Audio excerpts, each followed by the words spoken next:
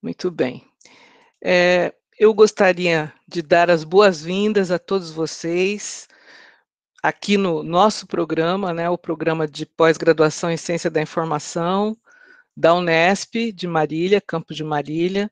Queria dar as boas-vindas, dizer do nosso prazer em recebê-los aqui para falar um pouquinho da nossa pós-graduação, do processo seletivo, o que envolve.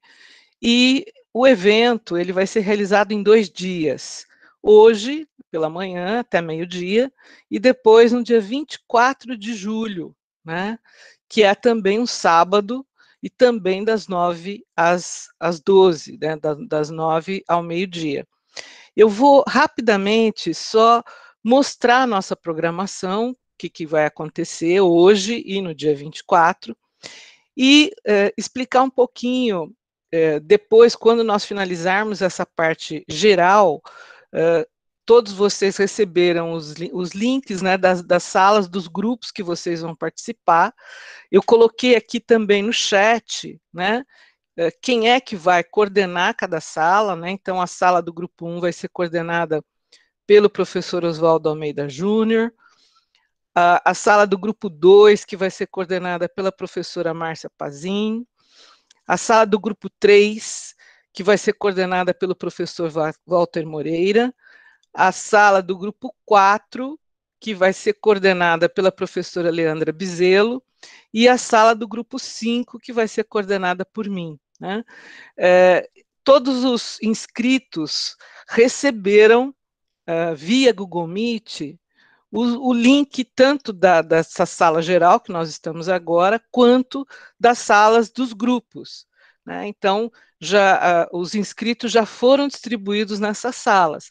Caso alguém não tenha recebido, por favor, coloque aqui no chat para mim quem é você, né, o seu e-mail, para que a gente possa redirecionar novamente o link, né, dizer em que sala que você está, se acontecer de alguém não ter recebido a mensagem, né?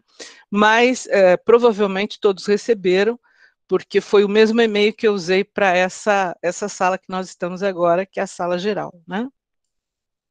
Eu vou então compartilhar rapidamente, só para repassar com vocês essa programação do que nós vamos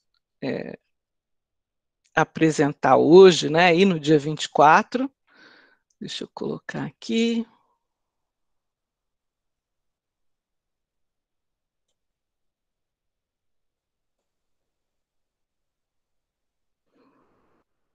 Só vou pedir para alguém me dar um feedback se chegou aí o programa. Chegou Sim, sim, professora. Obrigada. Então, pessoal, a programação, como eu disse, ela vai ser feita em 2 dias. Hoje, que é dia 26, e 24 de julho, que será um sábado também, né? Espera aí que alguém está pedindo aqui para entrar. Pronto. Então, voltando.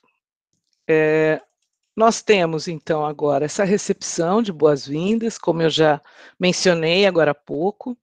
Depois, em seguida, nós vamos ter a palestra do professor Carlos Almeida, né? Eu já vou apresentá-lo e passar a palavra para ele. Depois, eu vou falar sobre o processo seletivo, cada fase, cada etapa, os documentos, né? O que é necessário, né? E, voltando aqui, e depois vamos falar rapidamente, antes de ir para as salas, né, sobre essa dinâmica, sobre essa pesquisação, o que ela representa.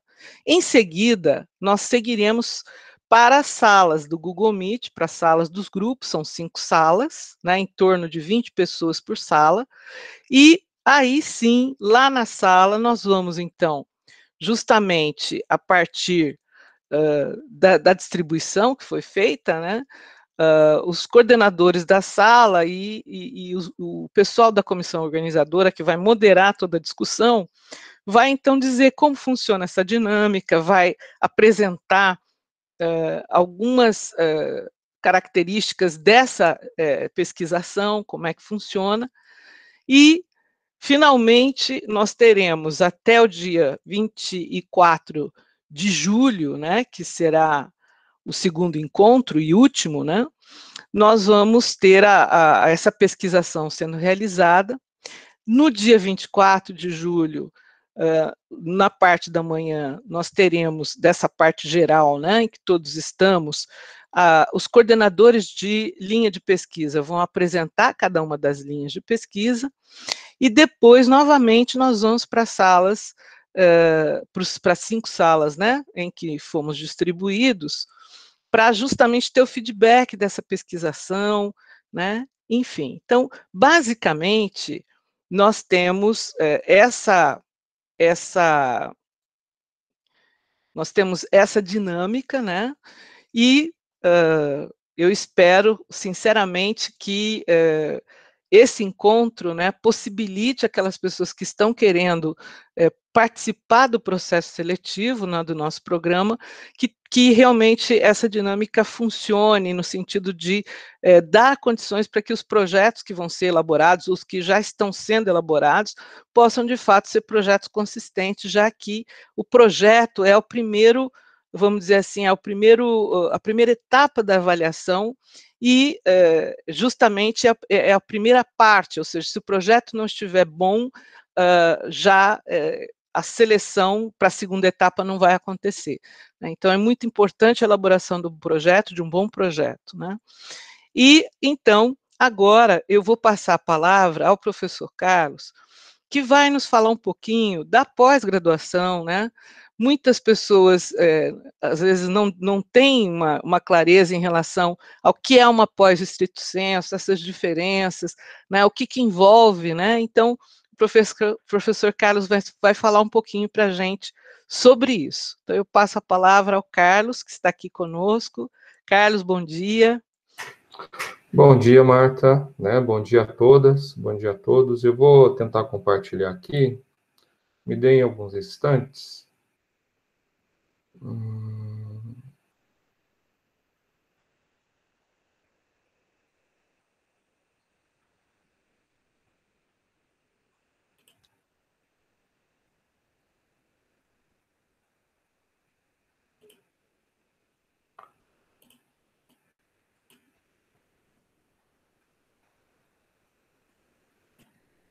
Aqui. Estão conseguindo visualizar? Sim, estamos sim. Está muito pequeno ou não? Olha, a gente vê bem, mas aí se você quiser aumentar, tudo bem, mas a gente enxerga bem. Tá, então eu vou precisar aumentar um pouquinho aqui, porque aí eu não consigo ver o pessoal. Bom,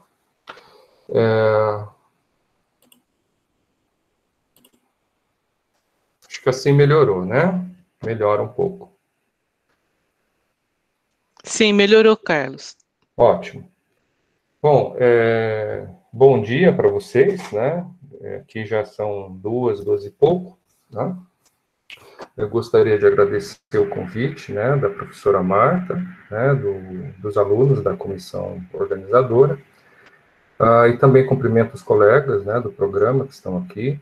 Eu procurei separar aqui, né, alguns tópicos, né, que para muitos de vocês é algo um pouco repetitivo, né, ou já conhecido, mas como bem disse a Marta, né, para alguns alunos, né, ou alguns candidatos não está bem claro a diferença entre graduação e pós-graduação. Então, aqui eu tentei ser o mais didático possível, né, sem destacar algumas questões da burocracia da pós-graduação, de modo que a linha aqui é conversar um pouco sobre algumas distinções e como nós vemos, né, a dinâmica dos alunos, algumas diferenças de alunos de graduação, pós-graduação, o que é importante observar na pós-graduação, né, que nós não temos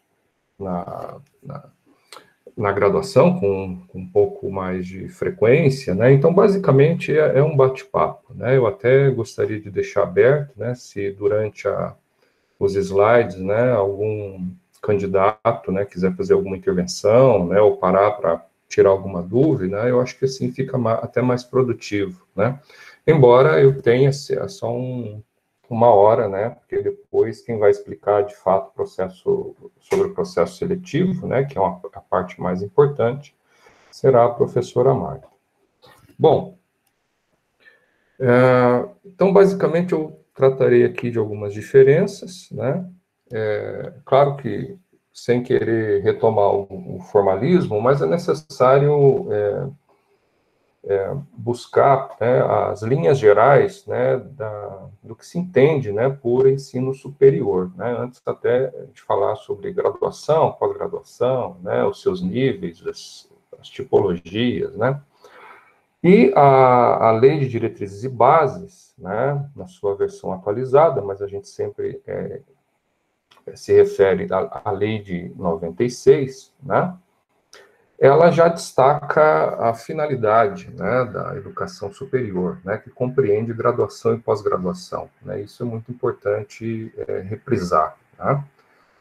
Então, já consta aqui, né, a questão da formação de diplomados nas diversas áreas do conhecimento, né, aptos, né, para desenvolver atividades em diversos setores profissionais, e na própria função, né, do ensino superior, né, nós temos a questão da pesquisa, né, isso já consta como um incentivo ao trabalho, né, de pesquisa e investigação, visando o desenvolvimento da ciência. Então, esses pressupostos já constam na Lei Maior sobre Educação no Brasil, né, e no entendimento sobre o que é o ensino superior. Então, basicamente, nós podemos dividir em dois ramos aí, né, um ramo que se preocupa ou se ocupa, né, mais com a formação de profissionais, né, então tem ali um comprometimento direto,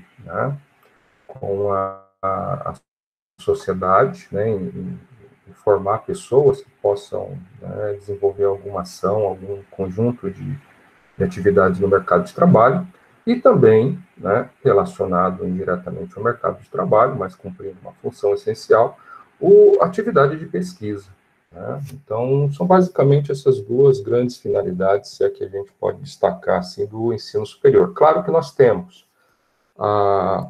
as atividades de extensão, né, mas isso fica restrito bem à universidade. Agora, falando de maneira bem ampla, se fôssemos dividir aí grosseiramente, né, graduação e pós-graduação, né, temos que deixar claro, né, que a pós-graduação se ocupa com mais intensidade, né, com a pesquisa, né. Claro, a pós-graduação, estrito sensu, como eu vou comentar logo em seguida, né.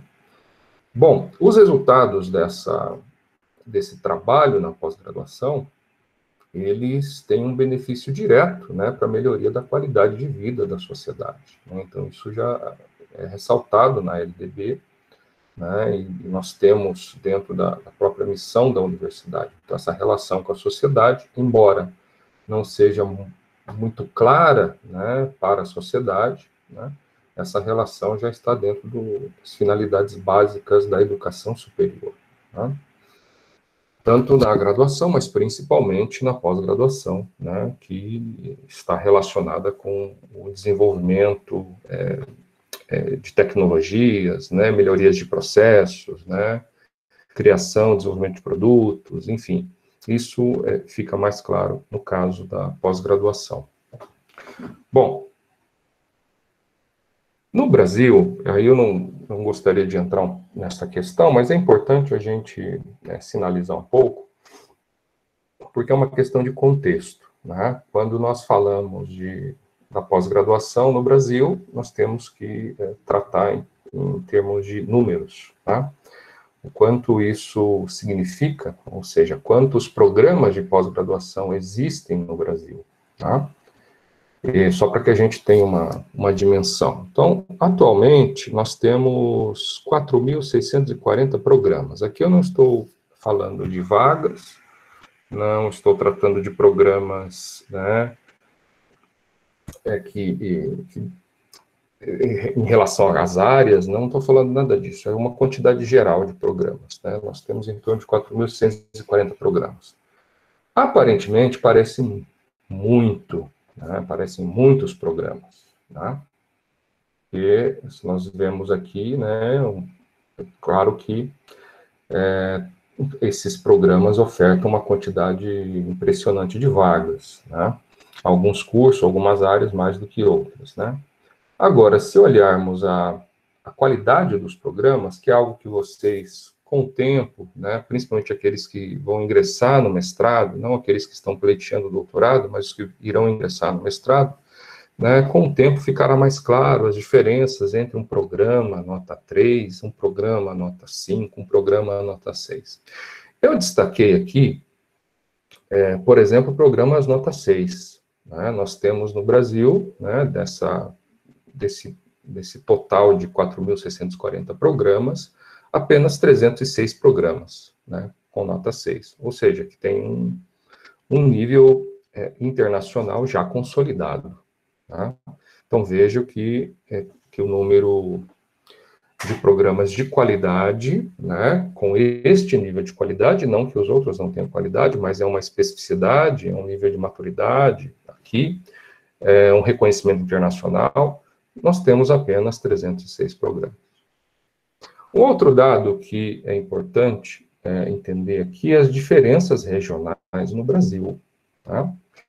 Bom, então, nós temos no Sudeste, né, aqui, 1.991 programas, né, comparado às outras regiões, né, projeta o Sudeste, os estados, né, do Sudeste, como os estados com maior número de programas, né, isso reflete, né, em parte, a sua população. Então, vemos isso com certa naturalidade, né, que tenha essa concentração, né, de programas de pós-graduação no Sudeste. Outro dado, né, que é importante destacar é, no Sudeste, né, quais são os estados mais produtores, os estados que têm o maior número de programas. Né? Então, aqui nós temos, né, o estado de São Paulo, né, com quase 1.000 programas de pós-graduação, né, o que representa, né, praticamente 20% dos programas, né, de pós-graduação, né, no Brasil. Né? Então, isso é muita coisa. Né? Então, acho que é algo que merece destaque para quando a gente compara com toda a realidade nacional, né, com as particularidades regionais, enfim. Então, o número de programas é bem representativo no estado de São Paulo. Olhando esse dado de maneira crua, né, parece que São Paulo está muito bem, e esse dado é usado, né, diversas vezes pelos nossos gestores acadêmicos, né, para destacar a pujança, né, do estado de São Paulo. Né. Em alguns casos, como os colegas já sabem, eles usam esses dados para falar que nós temos demasiados programas, né, no estado de São Paulo, na Unesp, na USP, na Unicamp, né, precisamos reduzir, enxugar, reunir programas, né, que é uma política vigente. Né?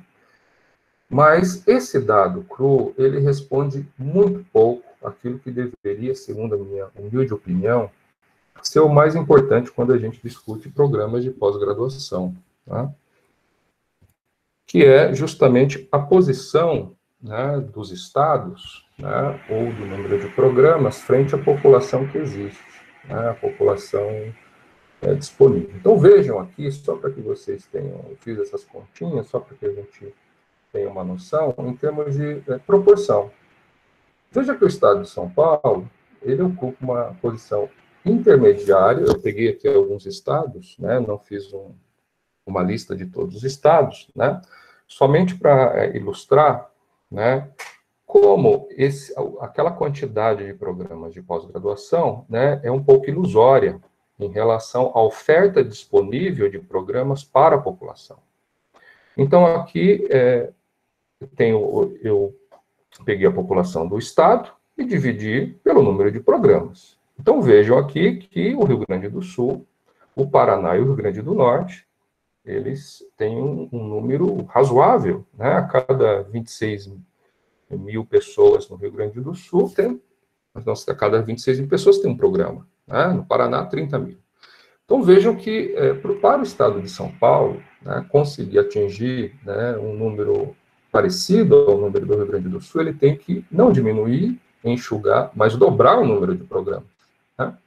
E essa conta, eu acho que é interessante fazer esse tipo de conta, que a gente entende, sai um pouco dessa quantidade um pouco simplificada, né, do número de programas, o que representa São Paulo para o Sudeste e o Sudeste para o Brasil, né?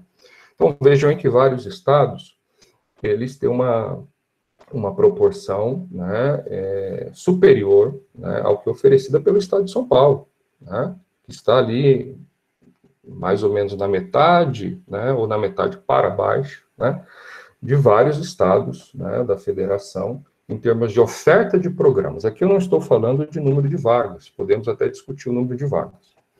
Outra coisa que acontece no estado de São Paulo, e isso é importante que a gente entenda sobre os programas de pós-graduação, é que ele acaba concentrando, né, e chamando atenção, até por conta da qualidade e a história dos programas, profissionais, né, de diversos estados, né, o que é natural, benéfico para o desenvolvimento das pesquisas, né, mas esse dado ele é interessante porque os profissionais chegam, eles se qualificam em São Paulo e voltam para os seus estados, para as suas regiões. Então, eu não fiz essa conta, mas seria interessante, né, até a título de curiosidade, fazer uma análise, né, da quantidade de mestres e doutores, né, do estado de São Paulo, né, pela população, né, do estado, né, e ver como essa proporção ocorre em outras regiões. Esse seria um dado interessante para discutir uma política pública de educação superior de pós-graduação, né, que a gente precisa discutir. Claro que nós temos bolsões no estado de São Paulo, né, como bolsões no bom sentido da palavra, nesse caso, como São Carlos, por exemplo, né, temos ali Campinas, né, e então há regiões, de fato, que superam, né, em muito, né, a quantidade de doutores, né, em relação à população, né? Mas eu acho que seria interessante conhecer um pouco melhor esses dados, cruzar alguns dados sobre o estado de São Paulo e ter uma leitura um pouco mais fria, né? Antes até de implementar essas políticas de enxugamento, né? Eu fui buscar um programa que eu gostaria de tentar, eu busquei um dado sobre carga horária, e aí eu fui buscar o curso de História da Unesp, né? E eu sabia que isso tem esse estímulo da reitoria, mas não sabia que já tinha se efetivado, né? Então, de fato, agora é um curso, um programa só de História, né? Que reuniu o programa de Assis com o programa, se eu não me engano, de Franca, da Araraquara, né? Uma das duas unidades, né? Então, agora é um só programa. Então, eu vejo na outra justamente o oposto. Eu sei que nós estamos num momento de crise, mas vendo esses dados, eu acho que São Paulo contribui muito pouco, né, em relação a essa oferta de doutores, mestres, né, quando a gente compara a situação de outros estados. Por exemplo, o Paraná, aqui, né, que está muito perto da gente, e que tem quando tem uma oferta bem interessante, de número de programas por população. Bom, basicamente, só saindo um pouco dos dados, de maneira geral, só para que a gente entenda um pouco o contexto, né, a quantidade de programas, vamos falar um pouco agora sobre a graduação. Quais são as características da graduação, né, as características básicas, né? Bom, a graduação é essa primeira fase do ensino superior, né, todos vocês já sabem, né, que segue a conclusão do ensino médio. Ela representa com maior ênfase essa formação de profissionais, então tem coisas que não tem como a gente sugerir aos graduandos, né, até por conta do objetivo daquele nível de formação, né? Ele autoriza e qualifica as pessoas para seguir a pós-graduação, né? E, no caso do Brasil, né, nós temos essa seguinte divisão, né, cursos de bacharelado, licenciatura e cursos, né, para tecnólogos, né. Tem uma diferença em termos de carga horária, né, entre esses cursos, né, e também de finalidade, né? Não é apenas carga horária e duração, mas tem uma finalidade, né? Então, o bacharelado tem uma formação mais abrangente, né? Ele, geralmente, os cursos se encerram com um trabalho monográfico de pesquisa, né? Um pouco mais acentuado, né? Ele autoriza o sujeito, o profissional, né, a executar funções em diversos nichos da sua área, e também o qualifica para seguir a pós-graduação, até por conta da característica do trabalho de final de curso. A licenciatura, né, voltada à formação de professores e mestres, né, a duração é um pouco menor quando comparado ao bacharelado, tá?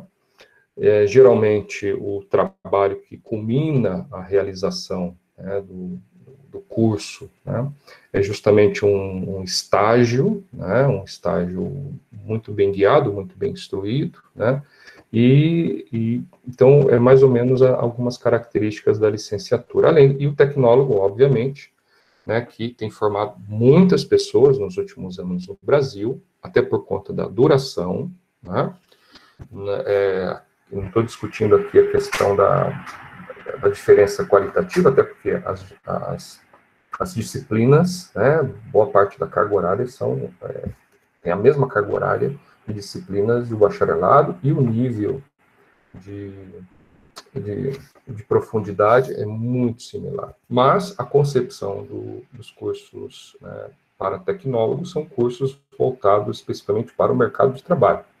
Embora isso nem sempre aconteça, porque nós temos excelentes cursos, né, para tecnólogos, então o nível de qualificação é tão elevado que esses tecnólogos saem e vão fazer mestrado, né, com muita tranquilidade, se destacam, né, frente a outros profissionais bacharéis e licenciados, o que é um ponto para reflexão, né, até em que medida, né, o tempo de formação, né, ele influi na qualidade desse profissional. Então, os cursos de tecnólogo, eles impõem uma reflexão, né, aos demais cursos de graduação a respeito do tempo. Tá?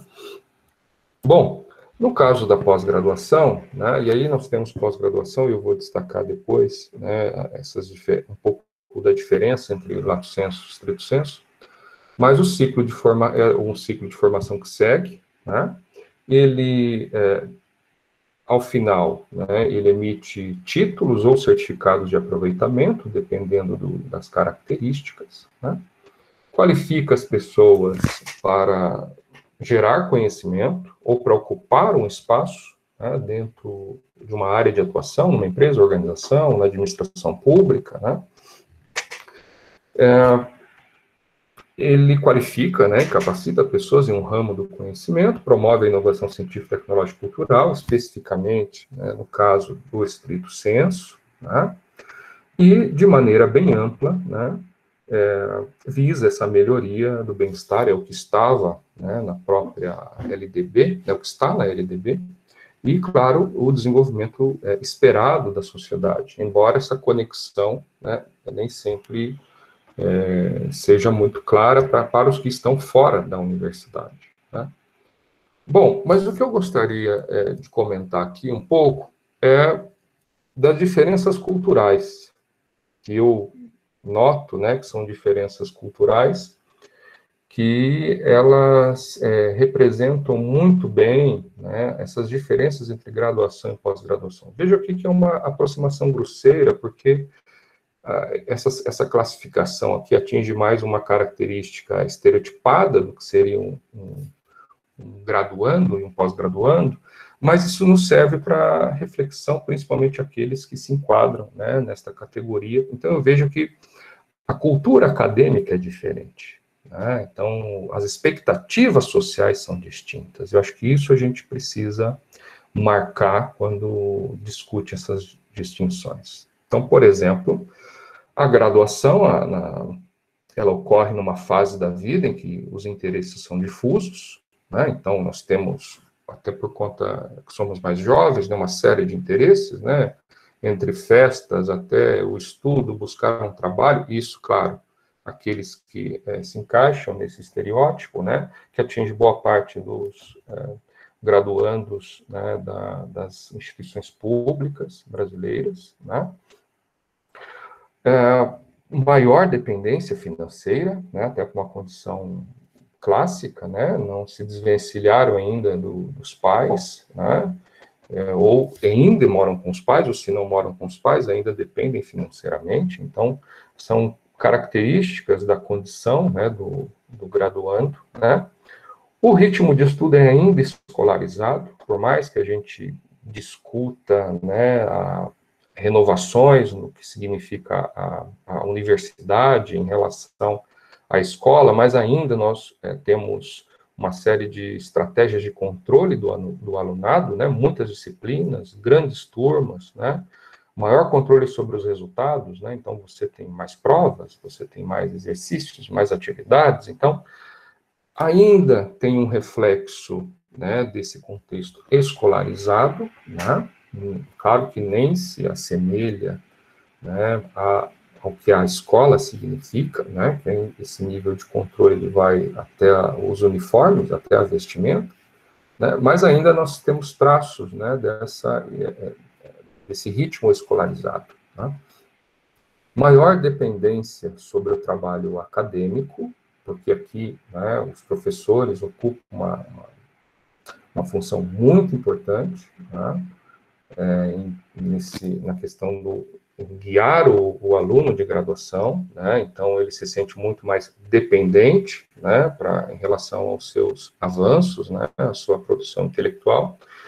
Ele tem algum tempo livre, né, que é isso que muitos pós-graduandos questionam, né, e são saudosistas em relação à graduação, mas existe algum tempo livre, até por conta dos interesses difusos que impõem algumas necessidades, né, que não são tão objetivas, né.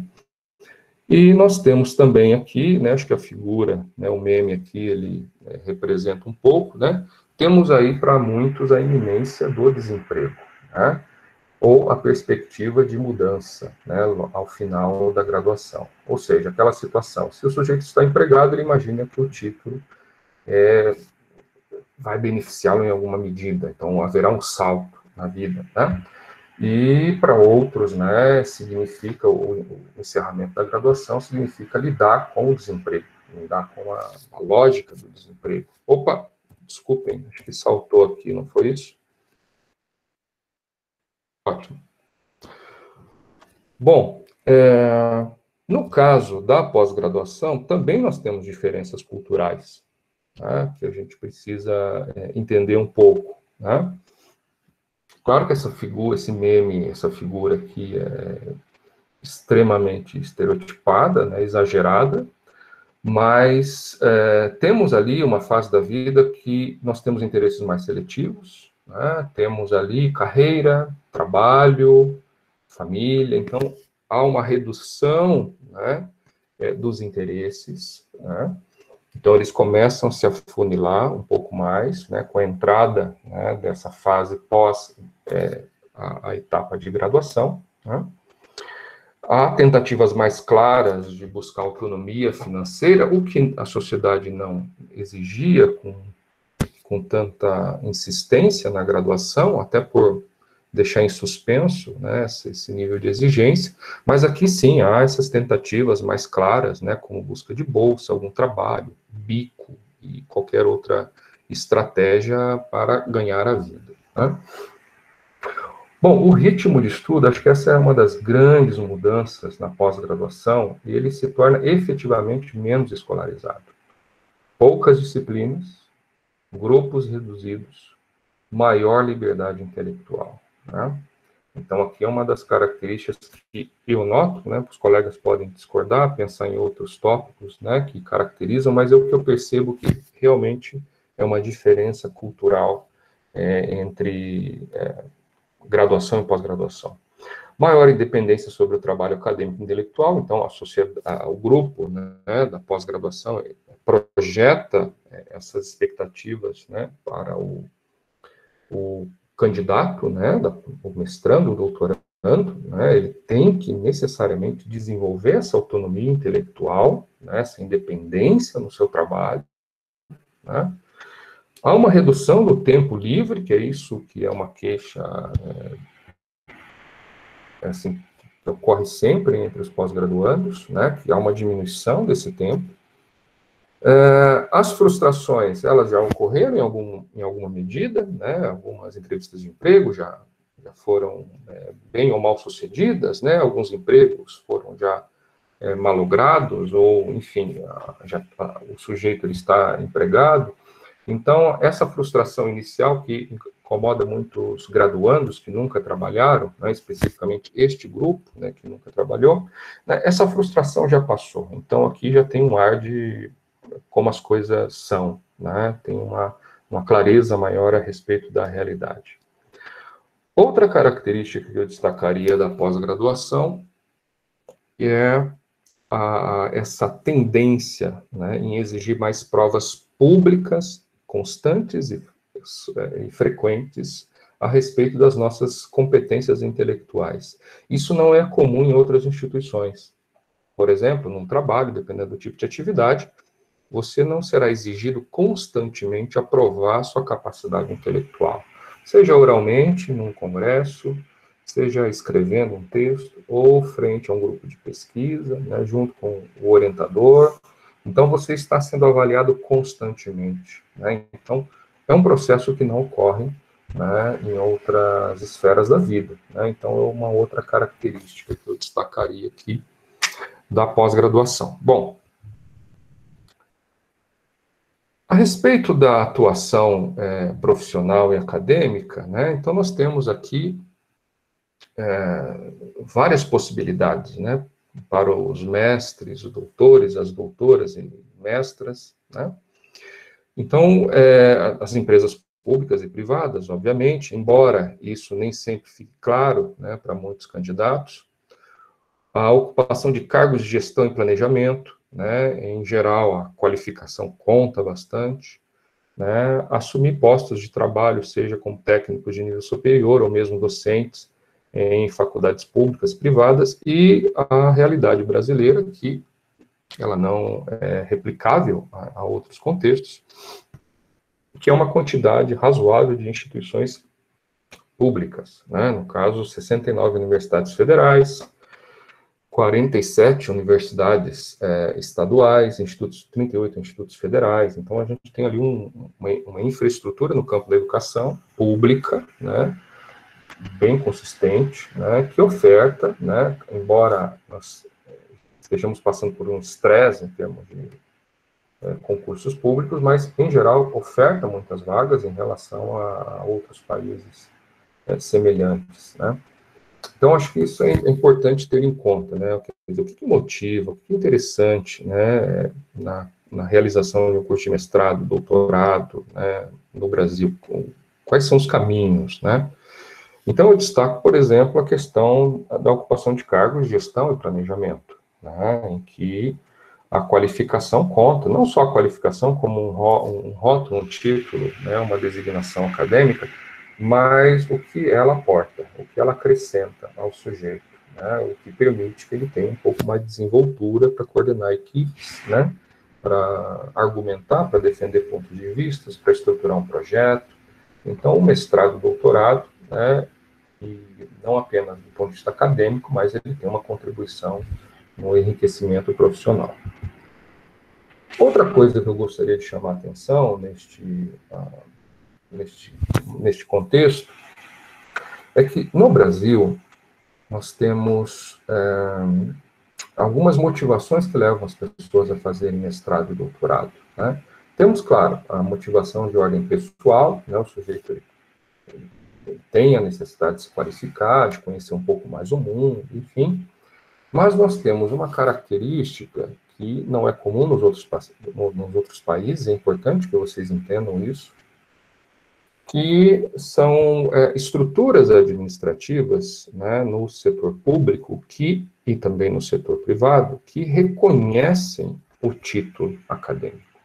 Então, veja um caso aqui do plano de carreira dos técnicos administrativos do setor educacional das instituições federais de ensino, né? Só como um exemplo. Então, vejam aqui que o mestrado, na área, né, que tem a relação com a área de atividade daquele profissional, ele produz um acréscimo salarial de 52%. Né? No caso do doutorado, 75%. Então, nós temos muitos profissionais já mestres e doutores que não se dedicam à docência, são funcionários públicos, né? E que, com esses acréscimos, né, diminui muito a vantagem, né, em termos salariais, né, entre um docente, né, de carreira e um técnico, um analista, né, de um setor administrativo. Então, isso é importante. Essa característica, ela se replica nos outros entes da federação, né, nos estados e nos municípios. Então, isso é muito importante. Eu até, não sei se eu tive a oportunidade de conversar com os colegas, mas eu vejo assim, se algum dia essa estrutura mudar, os cursos de mestrado e doutorado menos concorridos, eles terão uma dificuldade muito grande, né, de encontrar candidatos, né, porque essa é uma das principais motivações que levam o sujeito a pensar no futuro mais seguro, né, com a possibilidade de incremento financeiro, né, no seu salário. Embora eu tenha lido a PEC, né, que está sendo discutida, da reforma administrativa, ela não trata exatamente desse assunto, né? Ela vai em recortar outras questões, como estabilidade, né, enfim, mas eu receio que, na sequência dessa PEC, né, uma das coisas que eles irão alterar, isso é uma hipótese, é justamente nesse item. E eu acredito que é um dos principais pontos que estimulam, né, a busca por cursos de mestrado e doutorado no Brasil, ainda, né? Então, acho que todos temos que ficar muito atentos em relação a essas mudanças, porque elas têm um efeito, né, em cadeia, né, e podem desestruturar assim, áreas de pós-graduação, não só programas isolados, mas grandes áreas, né, por conta de uma questão dessa. Veja o caso da educação, né, se não há esse estímulo, imaginem a quantidade de professores que deixariam de buscar um mestrado e um doutorado, já que não teriam nenhum benefício financeiro, né, ao final do mês. Então, acho que isso é algo interessante para a gente colocar em nosso radar. Bom, no caso da carreira docente, de pesquisa, né, o título de mestrado, o título de mestre ou de doutor, ele é fundamental para o ingresso na carreira acadêmica, né, como docente. Então, é impensável, né, por exemplo, um docente do ensino superior, numa instituição pública no Brasil, que não tenha pelo menos mestrado, né, e isso já de maneira muito restrita, porque muitos concursos exigem já o doutorado, né, a maioria exige o doutorado. E também o doutorado é condição mínima para a progressão, além de outras qualificações, né, que esse candidato a professor ele precisa reunir, né, pesquisa, experiência didática, enfim, outras coisas. Mas assim, o ingresso, né, também garantido pela LDB, né, porque a LDB também reconhece a necessidade de mestres e doutores na formação de cursos superiores, inclusive de faculdades particulares, né? Então, a carreira docente sem a titulação é impensável, tá? É uma condição básica para o ingresso e a progressão na carreira acadêmica.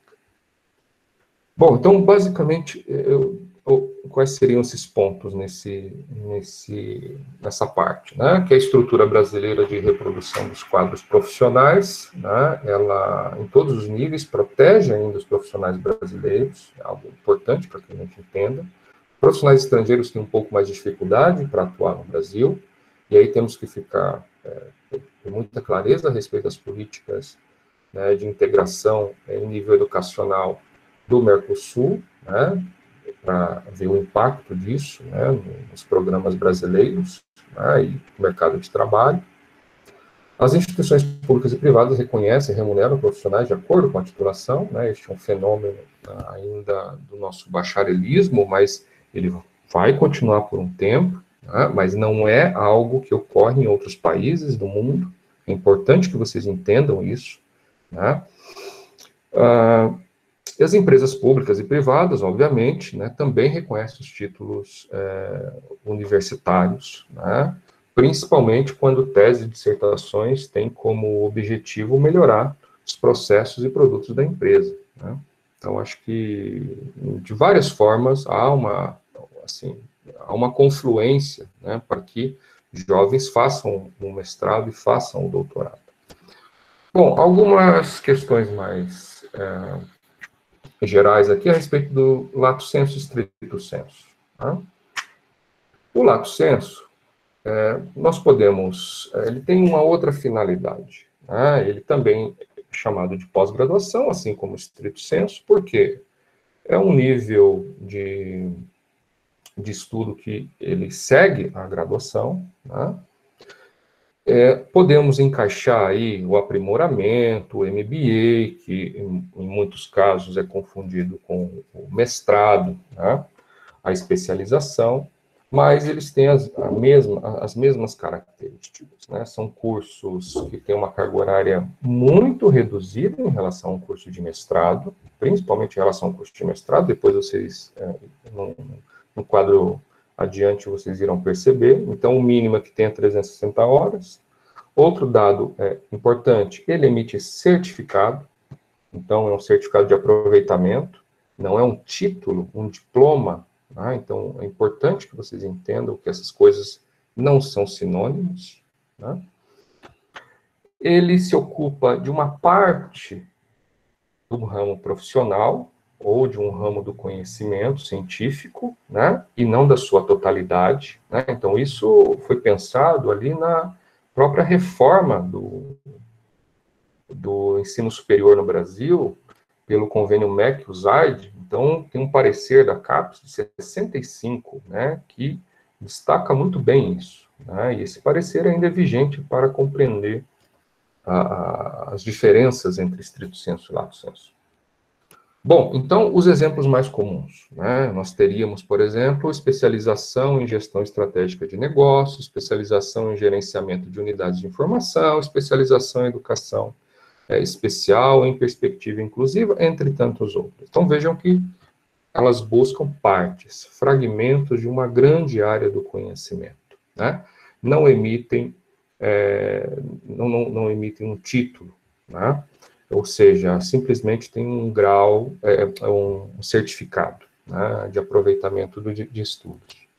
No caso do stricto sensu, né, aí a coisa é bem diferente, né, o stricto sensu é concebido de uma maneira um pouco mais permanente. Stricto sensu, né, o significado é em sentido estrito, né, ele é, de fato, um grau acadêmico, assim como nós temos graduação, temos mestrado, tá? Então, ele é entendido como grau acadêmico, né? Só que um grau acadêmico de uma natureza científica, né? Valorizado pelas diversas universidades do mundo, né? Ele é reconhecido dessa forma, como grau acadêmico, né? E ele promove um aprofundamento, né, nos conhecimentos de um ramo científico, de um ramo de atividade. Então, é por isso que vocês vão notar essa grande diferença entre um mestrado e doutorado em administração e não apenas um de gestão, de negócios internacionais. Um mestrado e doutorado em ensino da informação e não apenas uma especialização em gerenciamento de unidades. Um mestrado e doutorado em educação e não apenas em especialização em educação inclusiva. Então, veja que é uma diferença brutal. E a emissão, né, de um título, né, que significa um grau acadêmico, né? Então, é uma diferença radical, né, entre stricto sensu e lato sensu. Eu vou só destacar aqui, embora não seja o objetivo da nossa conversa, né, a respeito do mestrado profissional, né, que em alguns casos o pessoal pergunta se é equivalente a uma especialização, né, embora nós não ofertamos um mestrado profissional, existem outros aí no Brasil. Não é a mesma coisa que uma especialização. Como já foi dito, né, ele tem as mesmas vantagens, né, de um mestrado acadêmico, né? A única diferença é a questão do foco, do objetivo, que é um objetivo muito mais voltado a responder demandas sociais de uma maneira muito mais concreta, né? Seja no âmbito nacional, regional ou local. Né? Então, o mestrado profissional ele tem um outro enfoque. Outra característica do mestrado profissional, que não se assemelha a uma especialização, mas o que o diferencia em relação a um programa acadêmico é que, pela normativa, é permitido, né, a inclusão no seu corpo docente de profissionais sem o título de mestre e doutor, né? O que isso não existe no curso acadêmico, né? Então, aqui tem uma porcentagem de até 30% nos mestrados profissionais, né? Mas a grande ênfase mesmo é responder demandas da sociedade, né? Demandas do setor produtivo, do setor industrial, do setor de serviços, de maneira mais clara. Então, o mestrado profissional teria apenas essa diferença, mas também se outorga um grau acadêmico, né? Se reconhece esse grau acadêmico, né? Assim como um mestrado acadêmico e um doutorado acadêmico. Bom, então, de maneira resumida aqui, né, a pós-graduação lato sensu e stricto sensu são completamente diferentes, no que eu destaquei seriam diferentes, não que os assuntos tratados, o nível da disciplina não é isso. O lato sensu dedica-se apenas a uma parte de uma área, enquanto o stricto sensu ele procura oferecer uma formação um pouco mais abrangente dentro de uma área do conhecimento. O stricto sensu ele é um grau acadêmico reconhecido mundo afora, né? E o acesso à carreira acadêmica, né, ele só ocorre, né, pelos títulos, né, do stricto sensu, né, mestrado e doutorado. Então, esses são pontos gerais a respeito dessas distinções, né? Bom, diferenças entre mestrado e doutorado. Marta, deixa eu ver, quanto tempo eu tenho? Oi, Carlos, pode ir tranquilo, não tem Tenho problema mais não. não, eu vou acabar. Pode ir tranquilo, 10 pode. Minutos. Pode ficar Bom, tranquilo. eu fiz aqui, assim, primeira diferença, a gente tem que entender algumas diferenças muito objetivas, né? Então, eu fiz uma média aqui, só para que vocês tenham um ponto de comparação entre um curso de engenharia elétrica, agronomia, história e ciência da informação, só para que vocês notarem as diferenças, né? Então, veja só, em termos de carga horária, só a carga horária de disciplinas num curso de mestrado já superaria, né, toda a carga horária de um curso de especialização. Só a carga horária em disciplinas de um mestrado. E aqui eu estou tratando da média. Dependendo do curso, tem mais carga horária em disciplinas, tem um pouco menos, mas a média já supera em muito a carga horária de atividades, né, de um certificado, né, de especialista, né? Fora isso, nós temos a tese ou a dissertação, né, que aqui no mestrado vai ocupar ali mais ou menos, em média, uns 52 créditos, né? E temos as atividades complementares, que é o que eu gostaria de destacar um pouco mais adiante. Outra diferença, além da carga horária, então notem aí que há uma diferença razoável, né? Carga horária de um mestrado, quando nós comparamos uma especialização, por isso que eu digo que é importante deixar claro isso. E também no doutorado, né? O doutorado é um outro curso de graduação em termos de carga horária, né? É por isso que a duração, ela tem uma importância muito grande. Então, ali a duração do mestrado de 18 a 30 meses, né? Aqui é de uma maneira bem mais ampla, né? No caso, há programas que o máximo 24 meses, né? A duração do doutorado de 36 a 48 meses, mas algumas teses, em algumas áreas, né, são defendidas né, com 24, né, 30 meses. Né, isso já é comum em algumas áreas, para defender um doutorado. Bom, aqui são diferenças mais qualitativas, vamos dizer assim, né, diferenças entre mestrado e doutorado, né?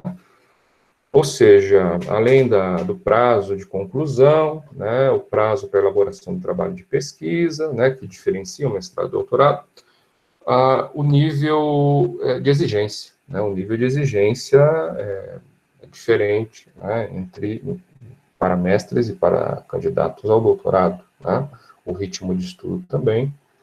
O grau de liberdade e autonomia intelectual, embora haja um salto em relação à graduação, né, há uma diferença substancial entre mestrado e doutorado. Né. Se espera que o candidato ao doutorado ele tenha ali uma maior autonomia. Né. Então, isso, sem dúvida alguma, ele tem que ter um pouco mais de vantagem em relação ao candidato do mestrado.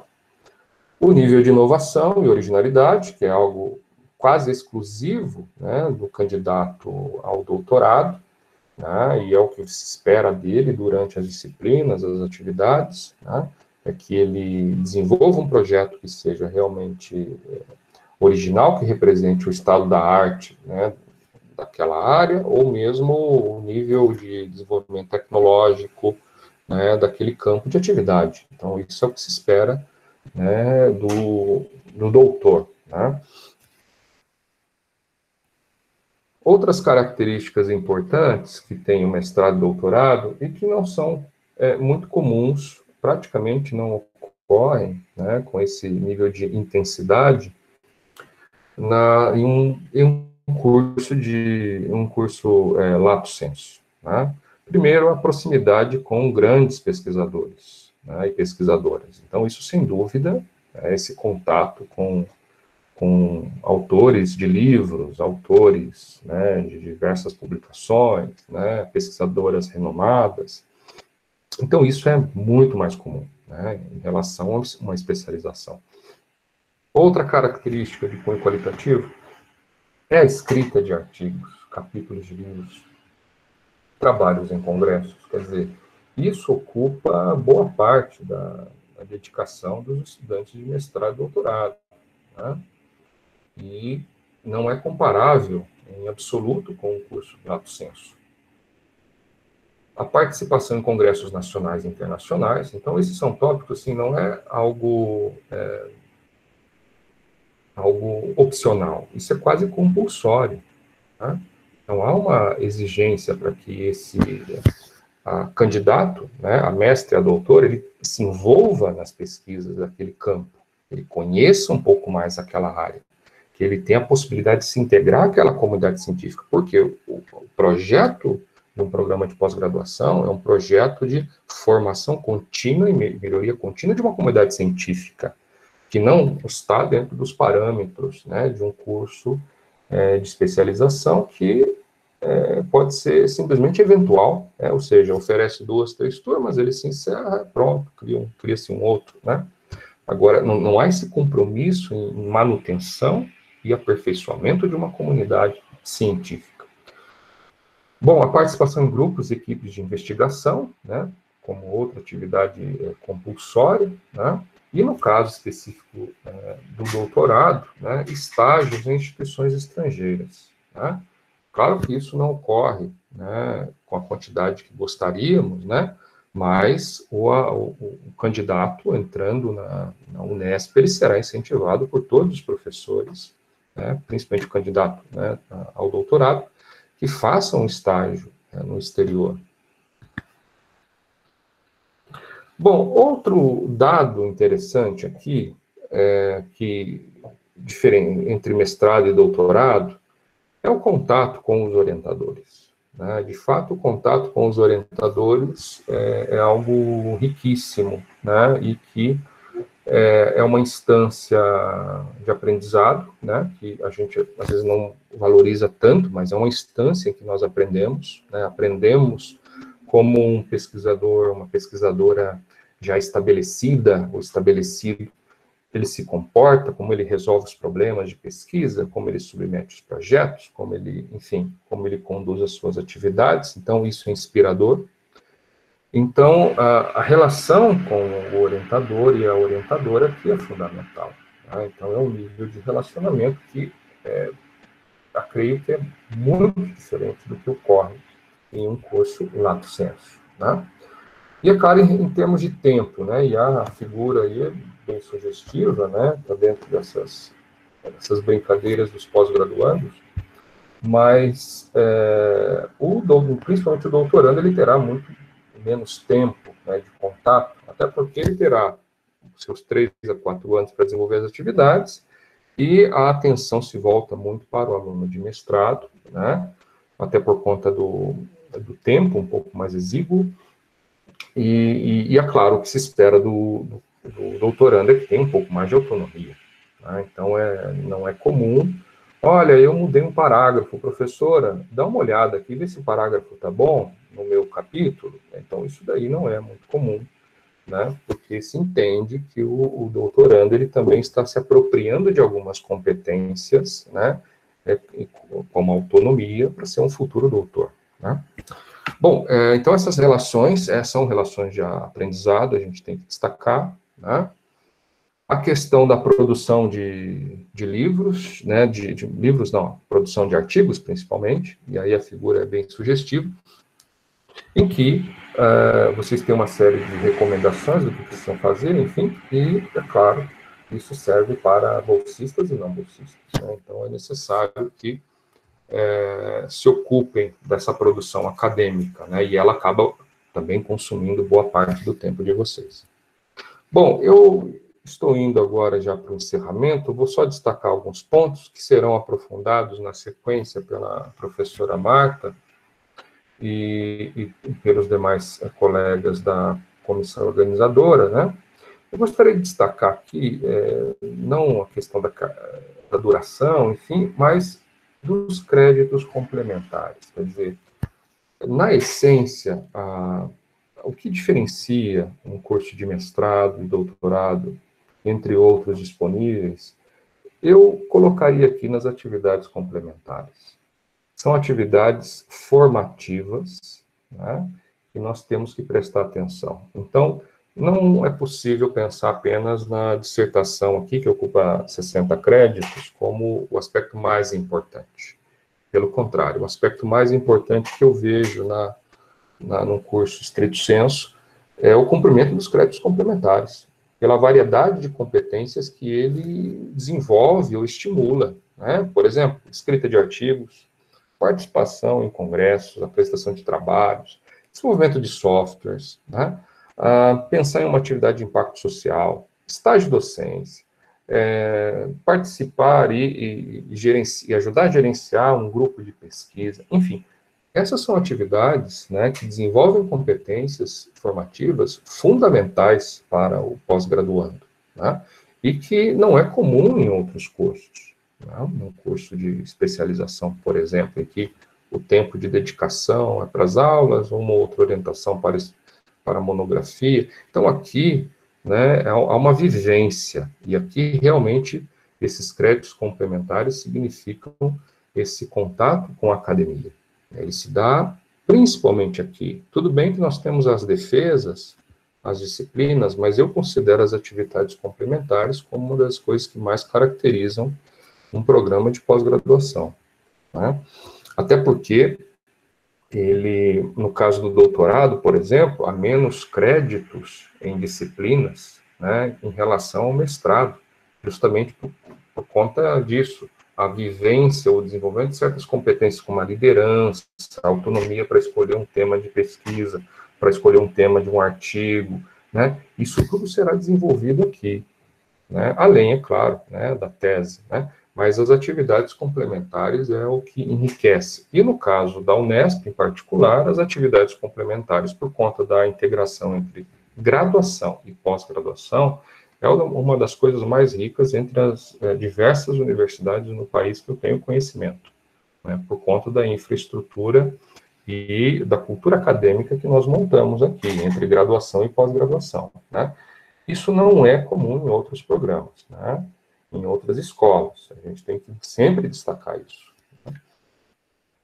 Bom, para encerrar, entre as etapas, né, que é importante ter em conta é que o percurso de vocês, dentro de um curso de mestrado e doutorado, ele vai ocorrer em uma sequência muito parecida a esta. Ou seja, vocês começam com o cumprimento de disciplinas, né, ali, com colegas, com algumas turmas, né, enfim, em vários temas, entrando em contato com diversos pesquisadores, enfim.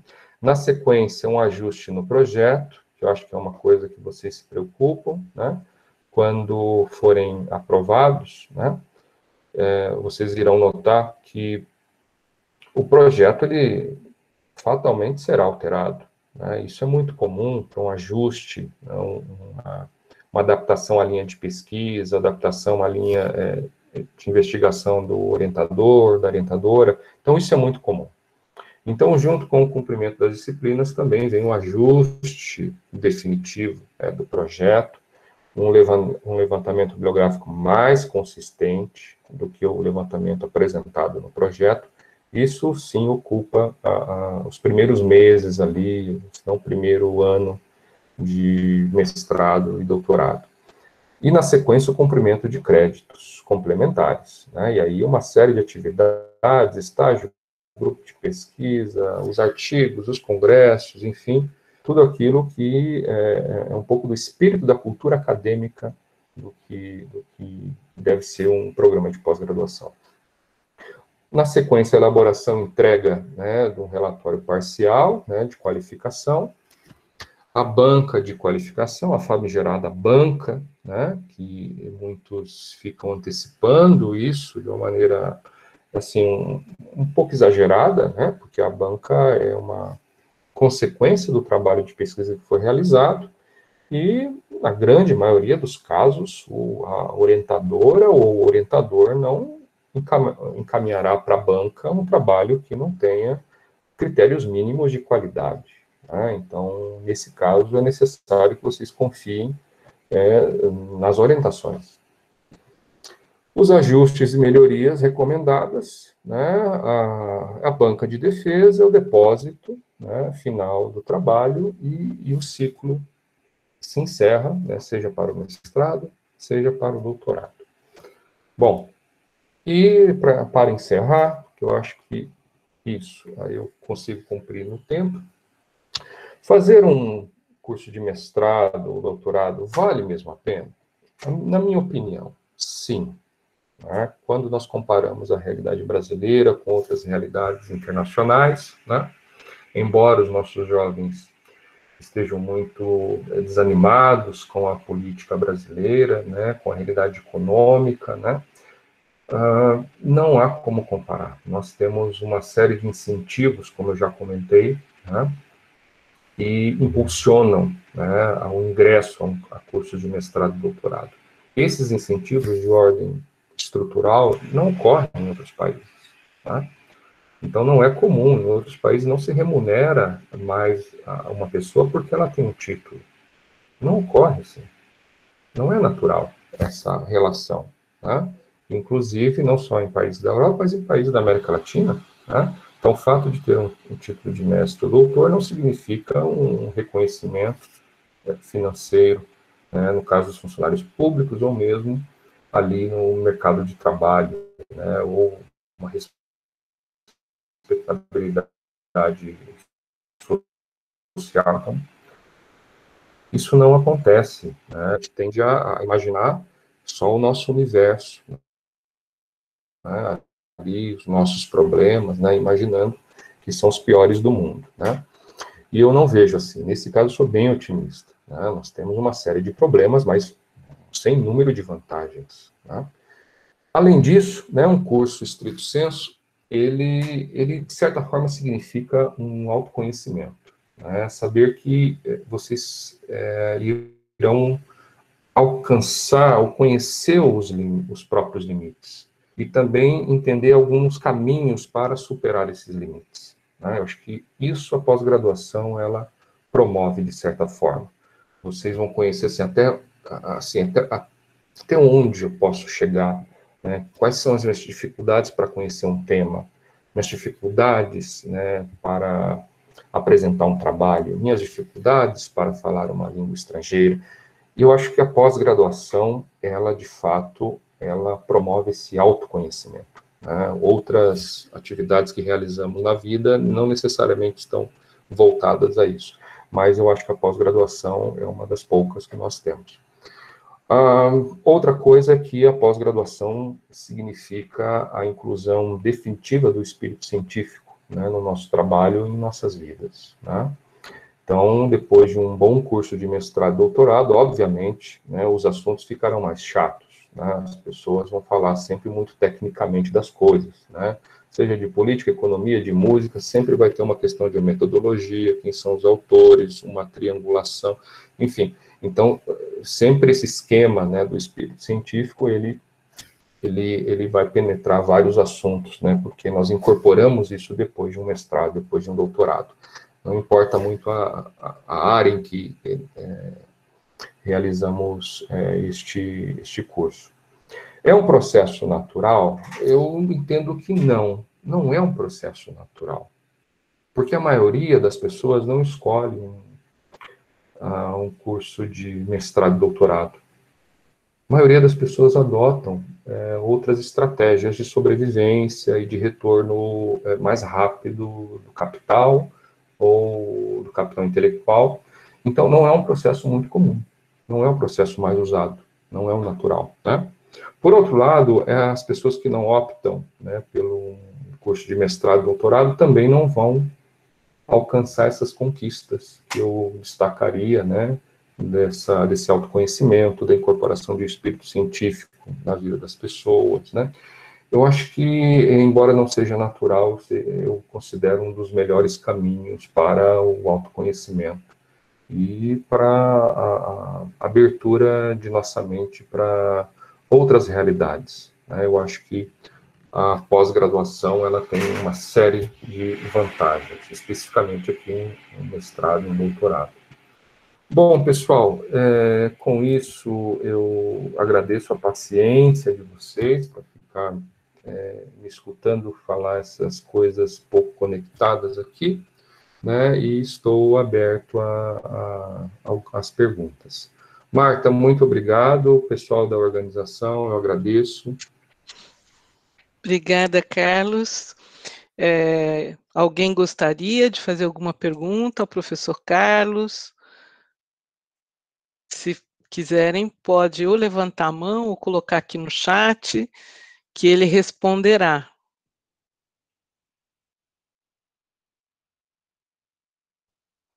Acho que não, Carlos, né? Então, muito bem. Bom, então, gente, dando sequência, eu vou falar agora do processo seletivo, né? Eu vou explicar essas etapas, essas fases do processo seletivo, né? Vou também compartilhar os meus slides para que vocês possam acompanhar, né, o que eu vou mencionar de cada fase, de cada etapa, que é importante para aqueles que pretendem ingressar, né, no mestrado ou no doutorado aqui do programa.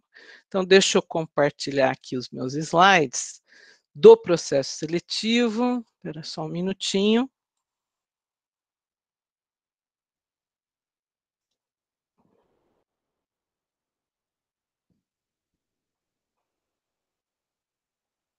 Só um minuto que está chegando aqui. Muito bem. Deixa eu compartilhar agora.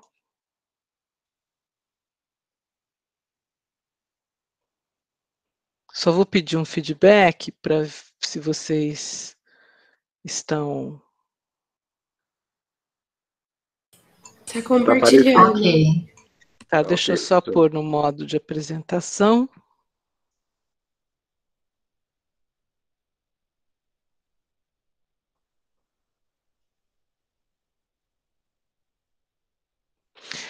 Bem, pessoal, então vamos lá. Vamos ao processo seletivo, que de fato é importante para vocês conhecerem, né, cada uma dessas etapas. Então, é importante mencionar que o edital do processo seletivo 2022, ele está disponível, obviamente, lá na página do programa, né, do PPGCI. Aqui ao lado vocês têm uma imagem da página em que o processo seletivo está contemplando ali a inscrição, o edital, né, e, logicamente, o link para que vocês possam acessar essa página, né, e aí sim ter, vamos dizer assim, o conhecimento do edital completo, né? Então, lá no o edital, ele descreve todas as etapas, tudo. O que eu vou apresentar aqui é um resumo, na verdade, uma síntese desse edital com os pontos mais importantes, não é?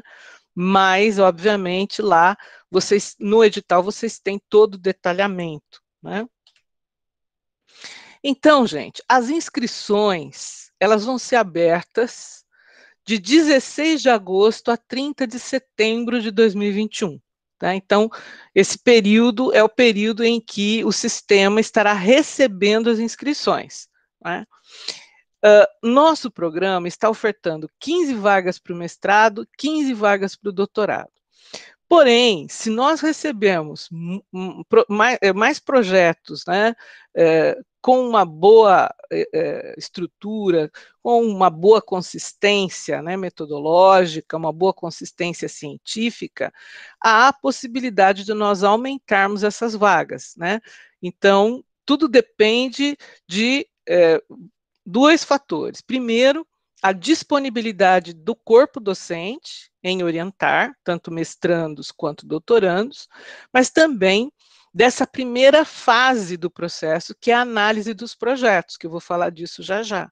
Então, se nós recebemos projetos consistentes, projetos bem elaborados, podemos, dependendo da quantidade de vagas que cada docente tem, né, aumentar essa oferta, né? Mas, a princípio, temos 15 vagas para mestrado e 15 vagas para doutorado. Para os candidatos, eu sugiro que façam uma leitura muito atenta do edital, leiam, né? Eu sei que muitas vezes a gente não tem muita paciência para ler esses documentos mais administrativos, né, mais técnicos, mas vale a pena ler para ter realmente conhecimento de tudo que está implicado ali na inscrição e também nas fases desse processo seletivo. A inscrição, ela vai ser efetuada pela internet, né, conforme as orientações e prazos que estão estabelecidos no edital. Né? É muito importante lembrar, gente, desse boleto bancário, que é uma taxa que faz parte da inscrição, essa taxa de inscrição, né? Porque, assim, quando a pessoa faz a inscrição, depois ela tem que emitir o boleto para fazer o pagamento. Então, não se esqueçam desse detalhe, porque se a pessoa ela não prestar atenção, ela não vai emitir o boleto e não vai receber o boleto se não fizer a impressão. Né, pensando assim que o boleto será emitido automaticamente depois, né? Então, muita atenção para esse aspecto, né? Os requisitos. Bom, nós temos requisitos um pouco distintos para mestrado, para candidatos a mestrado e candidatos a doutorado. Os candidatos ao mestrado têm que ser portador de diploma ou certificado de conclusão de curso superior, né? E esse diploma tem que ser reconhecido pelo MEC.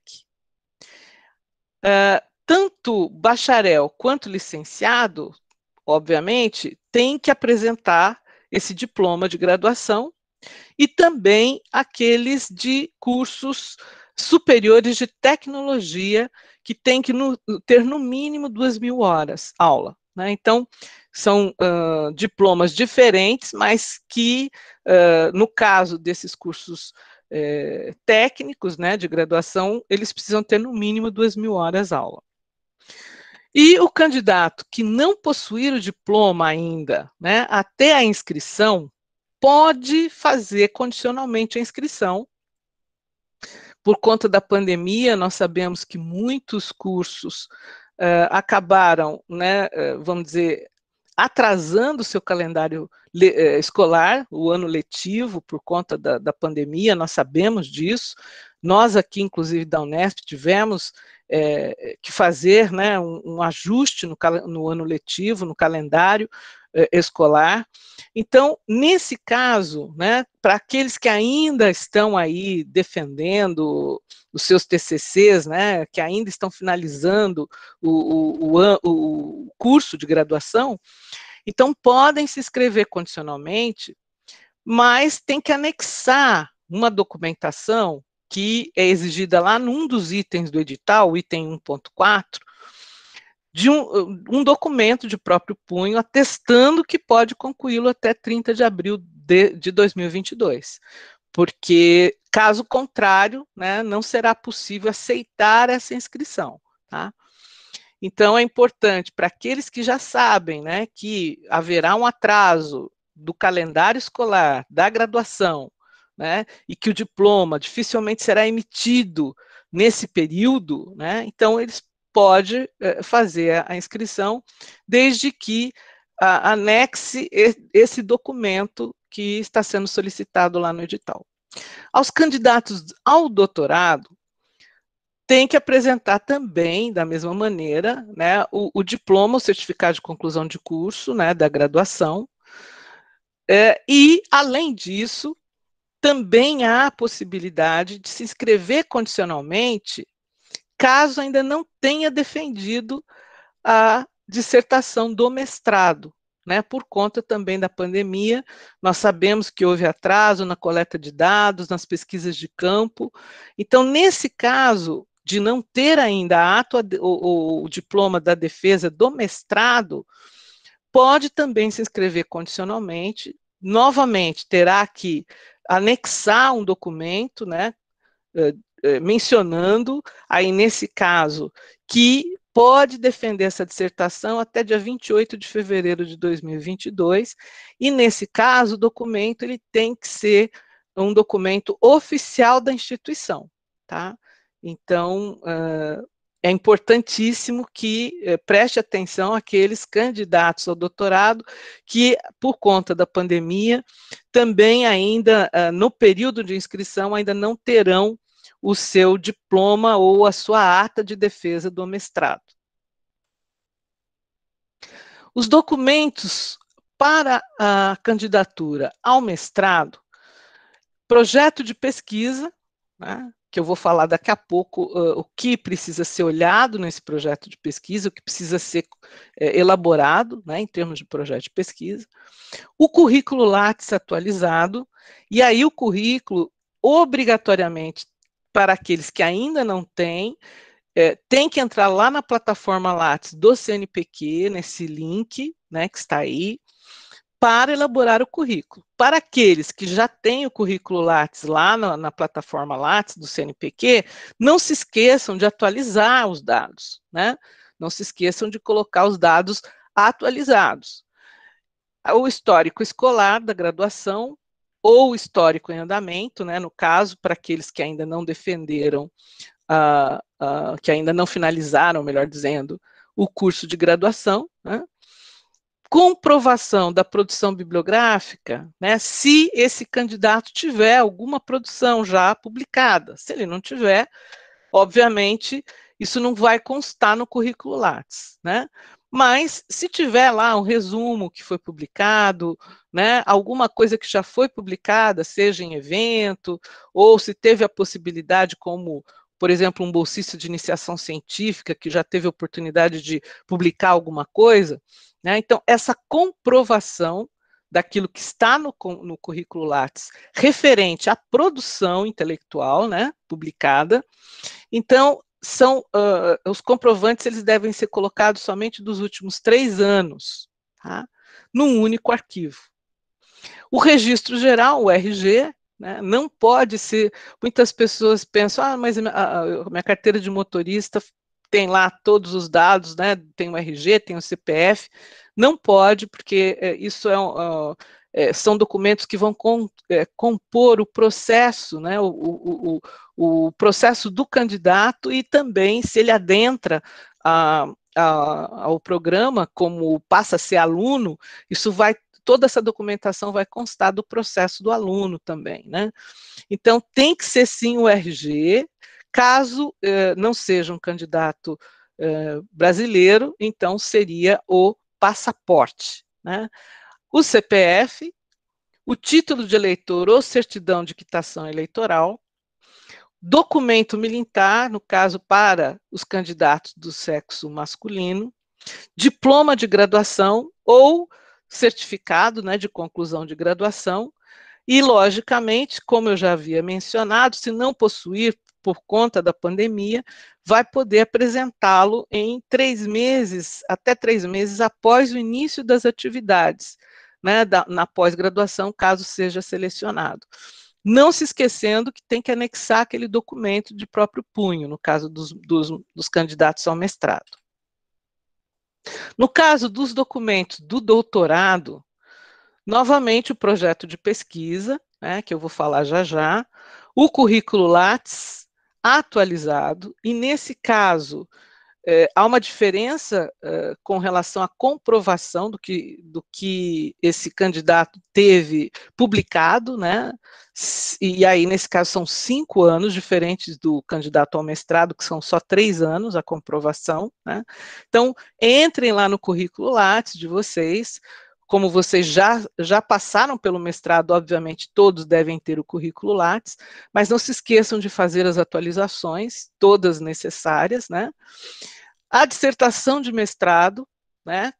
Então, para aqueles que concluíram, já defenderam, para aqueles que não concluíram e defenderam, então, novamente, haverá aquele documento da instituição informando que será possível defender a dissertação até aquele prazo de fevereiro, que eu comentei agora há pouco, né? O histórico escolar do mestrado, se já finalizado, ou o histórico em andamento, né? Observar, justamente, no caso da inscrição, para aqueles que não terminaram, o documento institucional, que tem que ser anexado lá na inscrição. Como eu disse, a comprovação da produção, né, do que esse candidato ao doutorado publicou, né, seja artigo, seja capítulo de livro, seja trabalhos em eventos, etc., de 5 anos, dos últimos 5 anos. O RG, o CPF, título de eleitor ou certidão de quitação eleitoral, documento militar, no caso dos candidatos do sexo masculino, e o diploma de graduação, frente e verso. Então, basicamente, os documentos são muito parecidos, com essas diferenças que cada candidato deve prestar atenção, né? A proficiência em língua estrangeira, tá? O nosso programa, ele exige, para os candidatos ao mestrado, o comprovante de uma língua estrangeira, que no caso é o inglês, obrigatoriamente, tá? Mas, se esse candidato ao mestrado não tem um comprovante válido de proficiência durante o período de inscrição, que é de agosto a setembro, né, então ele poderá apresentar essa comprovação até a data da qualificação, antes do exame de qualificação, né? Então, para isso, existe uma instrução normativa do programa, que é a instrução 15/2021, sobre proficiência em língua estrangeira, né? Então, para aqueles candidatos ao mestrado que já têm um comprovante válido, e isso os comprovantes aceitos fazem parte do edital, é o apêndice 1 do edital. Nesse apêndice lá está descrito todos os comprovantes válidos que o programa aceita, né? Tanto da língua inglesa, quanto da língua francesa, quanto da língua espanhola, da língua italiana, todos estão lá no apêndice 1. Né? Então, basta olhar lá, consultar o apêndice 1 do edital, para ver se, por acaso, vocês já têm esse comprovante válido. Se tiver, vocês já podem, na inscrição, colocar esse comprovante válido. Eu ainda não tenho esse comprovante. Bom, então, você terá um período para ter esse comprovante, que tem que ser até no máximo antes do exame geral de qualificação para aqueles candidatos aprovados. no processo seletivo.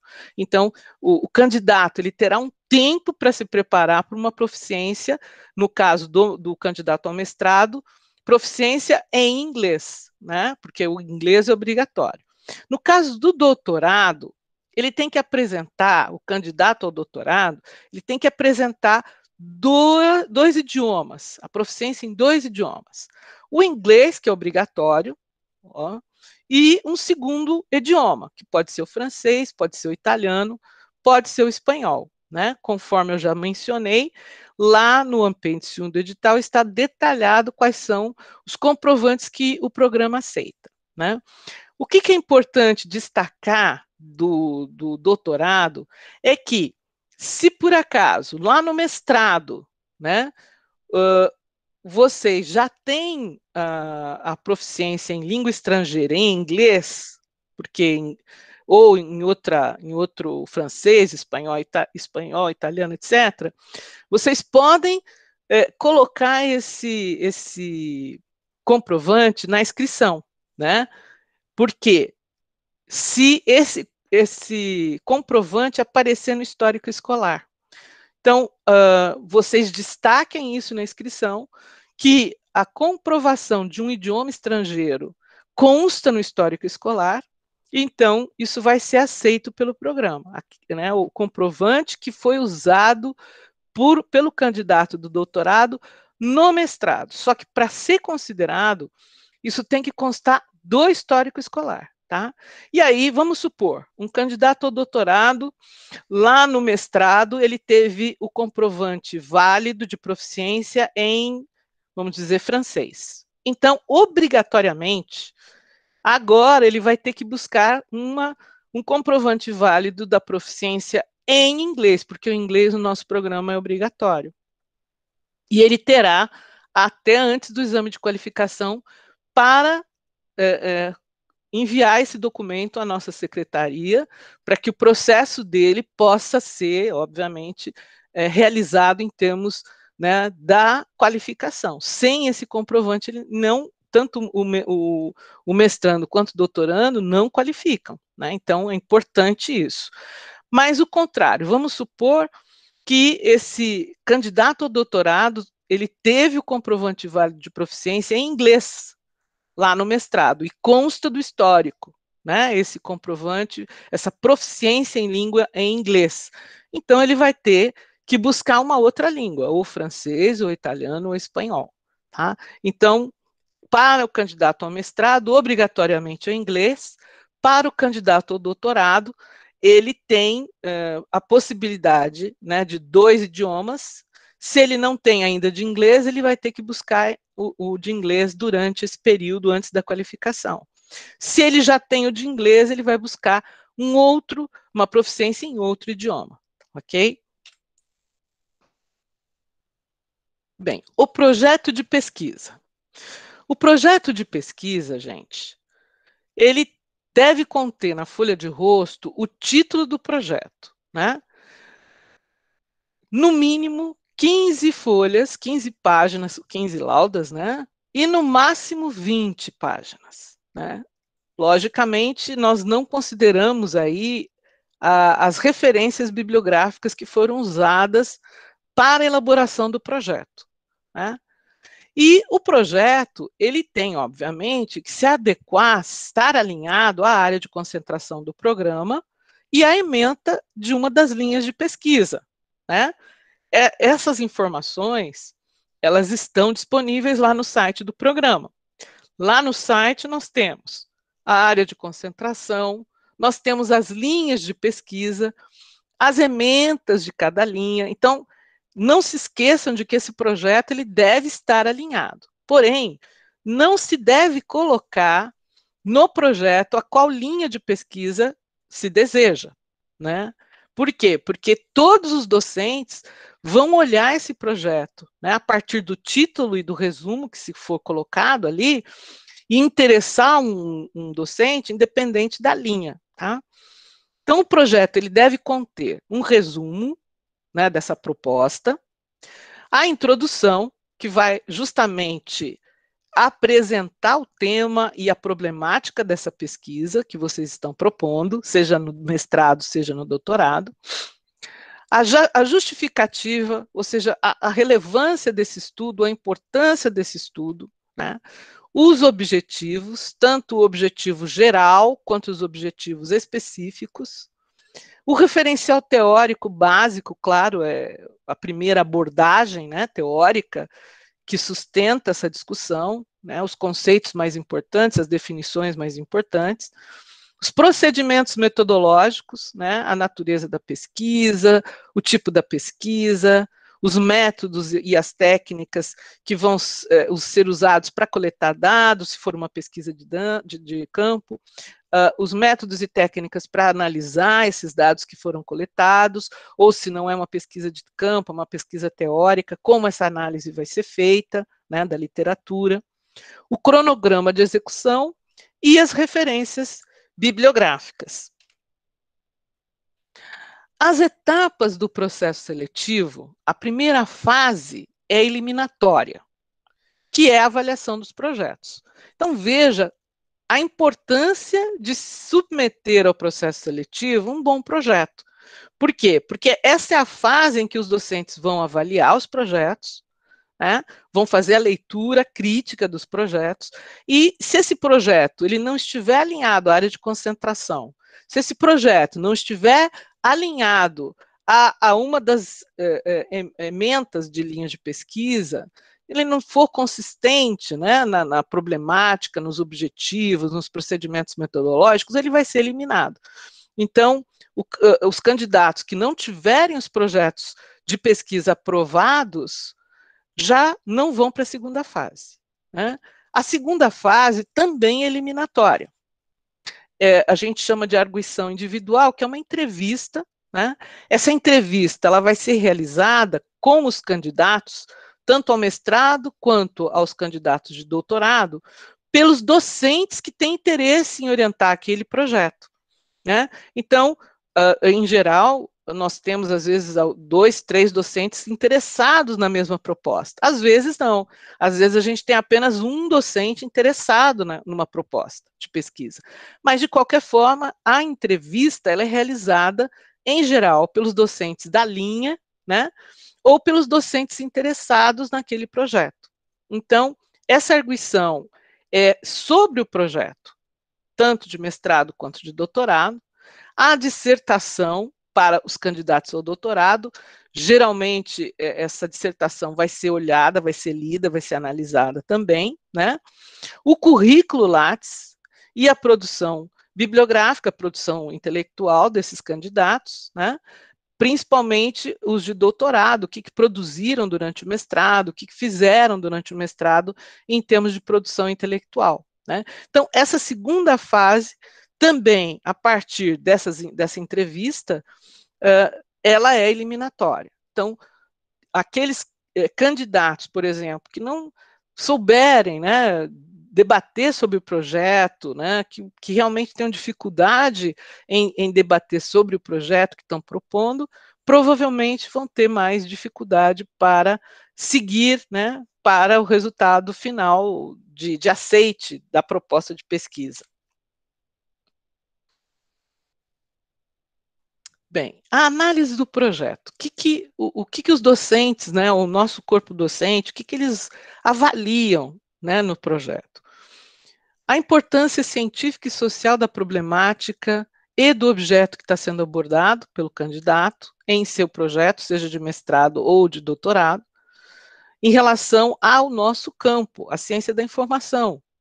Eu vou ser muito sincera, às vezes, tem candidatos, por exemplo, que submeteram projetos em outros campos do conhecimento, aí eles pegam esse projeto, fazem lá um ajuste muito simples e nos submetem aqui no nosso programa. Mas a gente identifica na hora que é um projeto que não foi elaborado para a área de ciência da informação.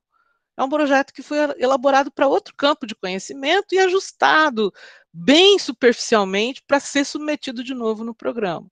Esse tipo de coisa não funciona aqui conosco, né? Então tem que ser um projeto que esteja, obviamente, alinhado ao campo do programa, que é a área de ciência da informação.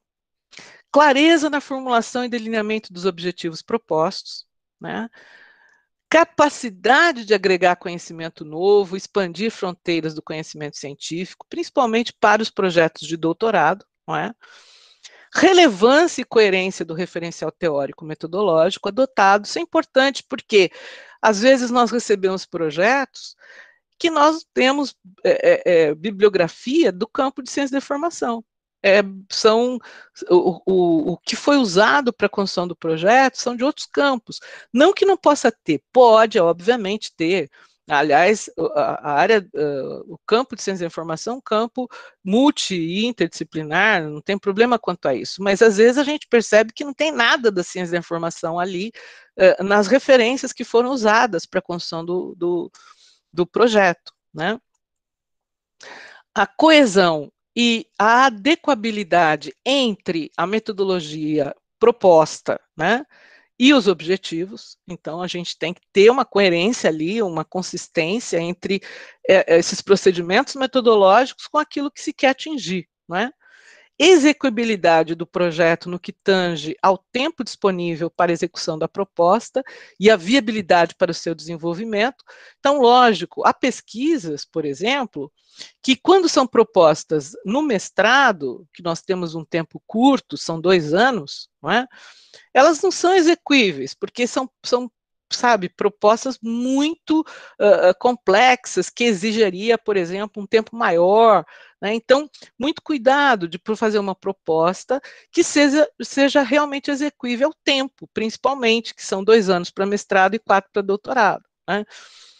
Linguagem científica e correção gramatical, isso também é olhado, então é importante, uma linguagem científica, a correção, então repassem após finalizarem o projeto, olhem novamente para ver se não tem erro de digitação, né, passa um corretor ortográfico para ver se há erros, né, de concordância, etc.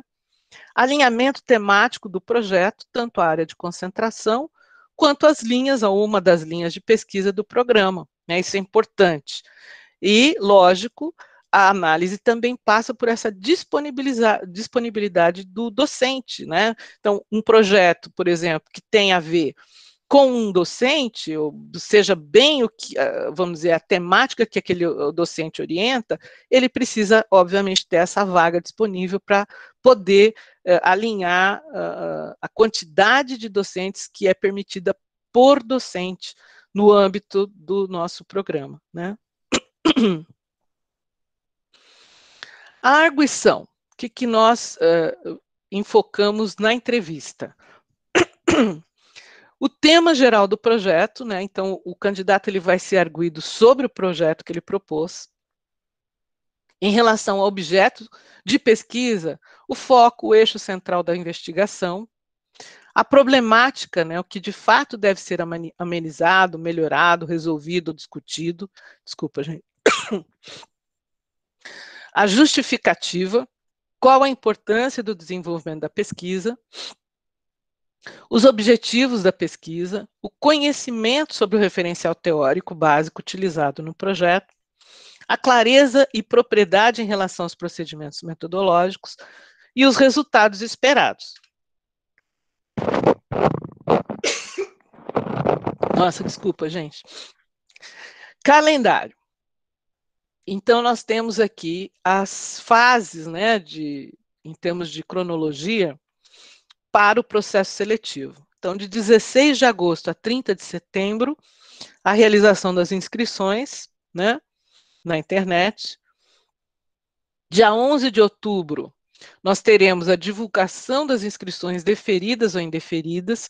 Por que todo esse tempo? Porque se recebe toda a documentação, tem que se fazer uma análise dessas documentações para ver se está tudo certo, e aí sim, deferir ou indeferir essas inscrições se faltar documentos. Então, prestem atenção nos documentos solicitados na inscrição.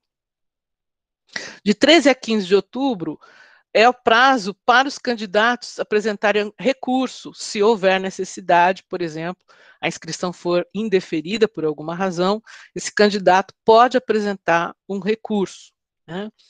20 de outubro, a divulgação, então, aí sim, final das inscrições que realmente foram deferidas e indeferidas. De 21 de outubro a 10 de novembro, avaliação dos projetos. Então, aí, o corpo docente do programa faz a avaliação de todos os projetos. Dia 14 de novembro, faz-se a divulgação do resultado dessa primeira etapa, que é a análise dos projetos. De 22 de novembro a 6 de dezembro, se realiza as entrevistas com os candidatos, né? E 15 de dezembro, a divulgação do resultado final, né, do processo seletivo. O resultado, como que acontece? Após todas as análises, as entrevistas, etc., os coordenadores das linhas, eles informam, né, a secretaria, né, de pós-graduação quais foram os candidatos aprovados, né? E, a partir daí, a Secretaria de Pós-Graduação faz, então, elabora esse resultado final para a homologação do Conselho de Pós-Graduação do programa, e, finalmente, após a homologação, se divulga isso tanto na página do programa, no site, quanto também no Diário Oficial do Estado. E os candidatos aprovados, eles vão receber, via e-mail, né, da secretaria, as informações sobre os procedimentos de matrícula, quais serão as disciplinas ofertadas no primeiro semestre de 2022, quem será o orientador e etc. E, a partir daí, lógico, os orientadores também já passam, então, a contatar esse novo orientando, né, seja de mestrado, seja de doutorado. Era isso em termos das etapas do processo seletivo.